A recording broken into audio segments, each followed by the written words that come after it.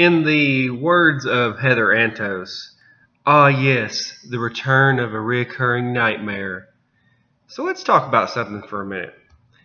Let's talk about Heather, please help me feel better and make me feel good about my things and my choices in life, Antos. So there's been this weird thing going on here lately, and this is not new. People, men have done this since the beginning of time. But these men nowadays on Twitter, these SJW fantasizers, they are trying to white knight their way into the pants of these women writers, editors, artists, things like that. And it's kind of sad to watch because you see it unfolding and then they immediately get put in the friend zone because Heather Antos or somebody like this will put pal or friend on there and you're just like, oh, friend zone. And by the way, doesn't she have like a boyfriend or a husband or something? Because didn't they receive like $2,700 of guilt money from people to make them be able to move across the country? And you know, I talked about this on Twitter, but with my upbringing and everything, I would be embarrassed to get on the internet and promote people to give me money so I can do what every other grown-up has done since the beginning of time. You know, if you need to move somewhere, get your lazy behind up and go out there and hustle and get that money so that you can move to wherever you need to be to make yourself better. I mean, that's just insane to me that you needed somebody to give you $2,700 or how much ever money it was so that you can do your dang job. You know, if they said, hey, we need you to move, get your butt up and move. I mean, what the heck? But anyway, I mean, it's just privilege money. They won't talk about privilege. That's privilege right there. Thinking somebody owes you just because life's not fair. But anyway, moving on. My rant's over on that part. So if you ever ventured onto Heather Antos' Twitter and she hasn't blocked you by accident, then you've probably noticed these people just flying off the handle to compliment her in the hopes that she will give them some kind of nice tweet back. More than likely, she'll just send them a penguin, though. But, like, for instance, this one guy said, at Heather Antos, at Dr. Hastings, Gwenpool is the only comic I look forward to these days. You and me both, from Marvel. Thank you for this wonderful comic and keep it up. Well, first of all, she's just the editor. So, you go ahead and get over that. She's just the editor.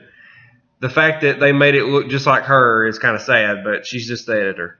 She was just the assistant editor, but they promoted her because she's a woman. And she puts, thanks for reading, and I'm sure he was just gushing. But so then this goes on and on, but here's something kind of funny. The other day she was talking about, has someone made a political cartoon about complaints about comics being too political? What? First of all, do your own dang job and quit talking about this crap. Second of all, don't ask for other people to make memes for you. And I went down through the comments, and I don't think anybody actually did. I think they were like, yeah, somebody needs to do that. Yeah, go Heather. Yeah, you're the best. And then nothing was ever said about it. By the way, she got 77 likes on that, and she has 10,000 followers. So what does that tell you? Anyway. So then we got this one guy, he said, you know, in the comment section of that, he said, well, somebody should. And somebody said, it's just a fad. Trust me, once it's no longer economical, whatever that means, it'll cease. And somebody said, fad. It's been a fad for 75 plus years now. So yeah. And then they go on the argument and all that kind of stuff. And it's just like, oh my God, guys, settle down. Put it back in your pants. But, you know, when she's not complimenting people for being white knight, she's talking about how exhausted she is all the time. You know, it's just exhausting being a woman and getting promoted because you're a woman. She says, just went through my on this day, and in 2008, I was physically and mentally exhausted. Glad to know I've been tired for 9 years. You know why you're probably tired? Because you won't shut up about Trump and politics to do your own dang job, and then you wait till the last minute, and you got to edit it, and then you edit it like crap. Moving on. Trying to figure out if me feeling so ill this morning is more of a physical thing or a state of the world thing. Oh, you're very deep on that one. I guess it'd be a state of the world thing because I believe that you were promoting Sean King a while back, which is a racist, a white person. You know, he's like a racist against his own race. And then you also, I believe I saw you where you supported Antifa. So, yeah, they're a terrorist group. Good luck with that. Anyway, that's probably why you're so tired. You're unraveling. But then, you know, it's funny because the same guy that was, you know, trying to get with her at the same time, he says, stop trying to make penguins happen, Heather. They're not going to happen. And she sends him like 89 penguin emojis, and it's like, oh, my God, dude. See, that's what I've noticed, too, about these weird, odd people like this. They always try to find some cliche and make it their own cliche, and everybody just thinks it's adorable when really they have a mental illness. Like, you know, unicorns was the thing. Somebody likes cats too much. Somebody likes dwarves too much, or something along the lines of that. Her thing is penguins. And it's like, penguins are not that cool, okay? They can't even fly. They're birds that can't fly. They're failures. But anyway, I do like penguins, though. But anyway, she says, thanks so much. Mad props to my team. And then somebody says, at Heather Antos, brah. They should put at Heather Antos, brah. I am loving Gwenpool so much that I bought the 2 other volumes at a convention. Please keep up the good work with her. Well, she's just the editor, so that's why she had to tag everybody else on the team, because she just shows up one day a week and goes home from her computer. But anyway, I can't wait to the artist Gurihiru. I think it's like 2 people. I don't think it's just one person. I hope that they get another job soon, or she leaves this comic book. Maybe they get something better, because they're really good. If you ever looked at the Gwenpool art, they do a really good job of drawing her almost like Disney characters or something, but in a good way. And I like it. It's just fun.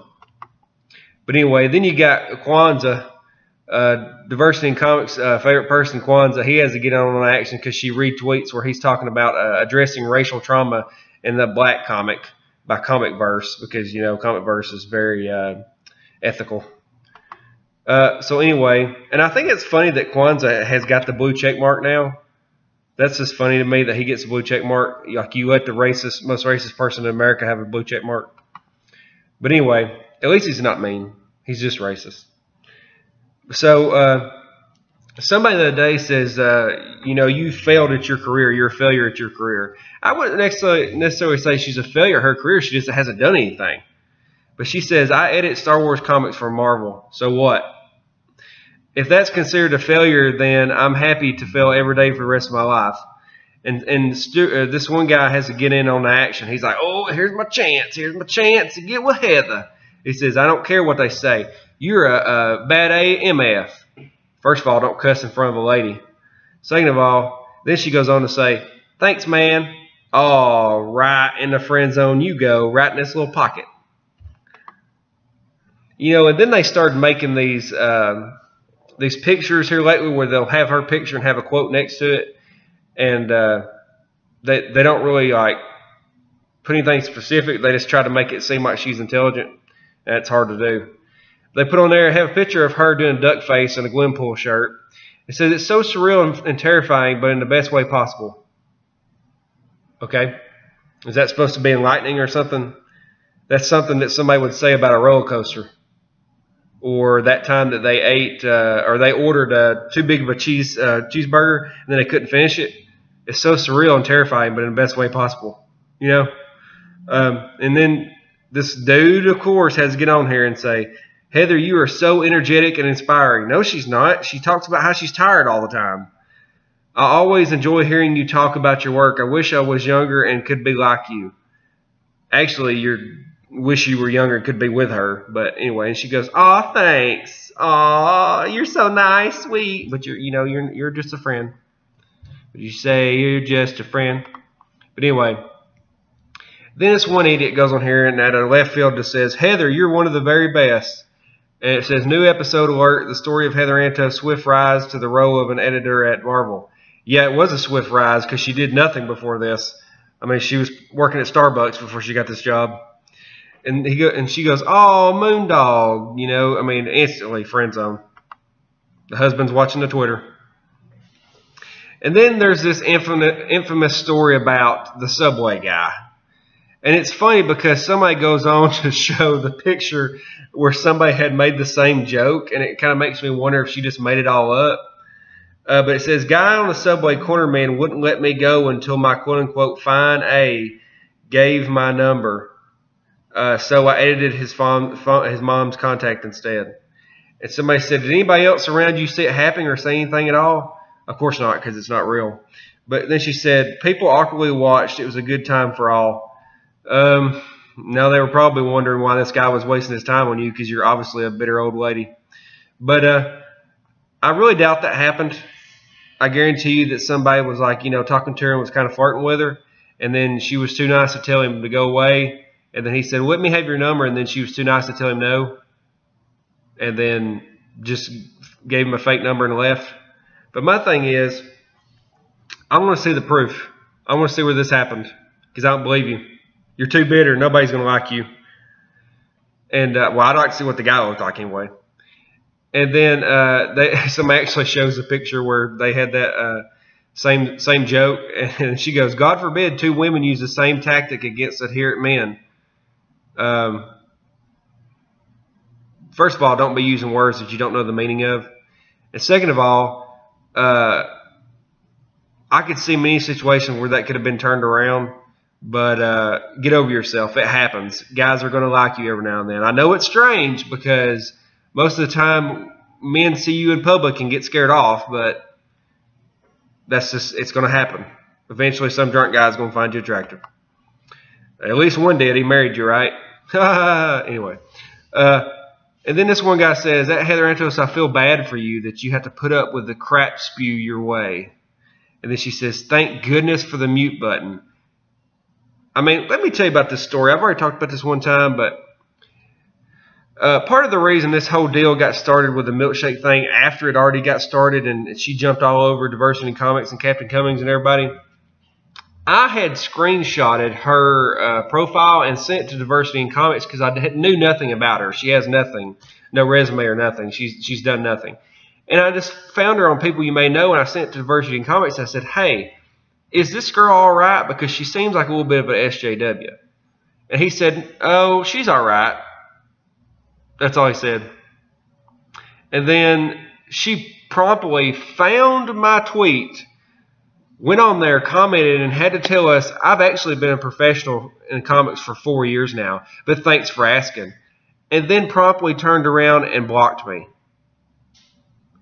That is psychopath level kind of stuff right there. I'm still weirded out about that. That kind of opened that was the whole opening of my eyes to this kind of situation, because these kind of people are unstable. Like, they fly off the handle about stuff on social media, and it makes you wonder how they are in real life. Can you imagine her husband talking to her about something, and then she just says, F up! I mean, it's like, okay, somebody didn't take their crazy pills today. I guess I'll just go in the other room of our one-bedroom apartment. But, here's another picture here. They said, this is what I want to do, and I'm going to figure out how to do it, where they quoted her, and they put Heather Antos, editor at Marvel Comics, and used her profile pic there, and then she retweeted it. It's just, come on, guys. You know that she's at the bottom of the barrel. They didn't have anybody else that they could talk to today, and it's like Heather Antos week. It's the hot topic. There's nothing else happening. Marvel sales are down to it. We might as well talk about her. And then she's constantly talking to the he-she Magdalene Visaggio, now, and calling her a genius and all this kind of stuff, talking to her. And then Magdalene's talking about that time that she said, in 20 years, future mags will think back on this part of my life. So if I concentrate and think about her, maybe we can communicate. And I actually thought, oh, actually, your future self would tell your old self to shut the F up and get back to work. That's pretty much all I have, guys. I mean, this whole situation with Heather just needs to stop. Everybody needs to calm down. What I really think is going to happen is, if she's smart, she'll say just enough on social media to still get away with stuff and maybe get a better job. But she's literally using Marvel Comics as a GoFundMe to pay her bills. And it shows because, I mean, she does nothing. She's an editor. I mean, as we know, they don't do their job at Marvel because we find mistakes all the time. But these white knights go in there and defend her all the time, and it's just hilarious because it's like, Why are you doing this? Why are you defending this? She has done nothing to marvel at, so to speak. And then they just go on, and eventually they get so tired of you embarrassing them that they block you, and then you're blocked by both of them. It's like, this really solved a lot. I mean, you could tell that she has learned the tactics from the other people at the office. This is Dan Slott 101 kind of type stuff. And there's a lot of conditioning because that's the only people that they communicate with, obviously. And eventually, it's kind of like that. The way I talk about Marvel Comics, this works in the same kind of basis. Marvel Comics has dribbled out drool for so long that that's the only thing people are able to eat. And that's the only thing they're able to take in as sustenance, and they think it's okay now. I mean, if you keep feeding people crap, eventually they think that's the way it's supposed to be, and they don't understand there's a higher standard. It's kind of like Heather Antos. And if you were dating Heather Antos, you would think, oh, this is great. This is the best thing I've ever dealt with, until you met somebody that was actually a decent person and was pretty, and then you kick her to the curb, kind of like we've done with DC. And eventually it's going to happen. It's going to fizzle out. Nobody's going to care anymore. She's not going to be special. Or they'll move her up to a job to where she's not seen anymore. But the bubble's going to pop on Gwenpool. It's only a matter of time, and then that's over with. She is the Harley Quinn right now of DC Comics, and when that's not popular anymore, it's going to fizzle out. But that's all I got to say about it. Tell me what you think. Hit the thumbs up, hit the notification buttons, and share this video, boys. See you later. I'm out.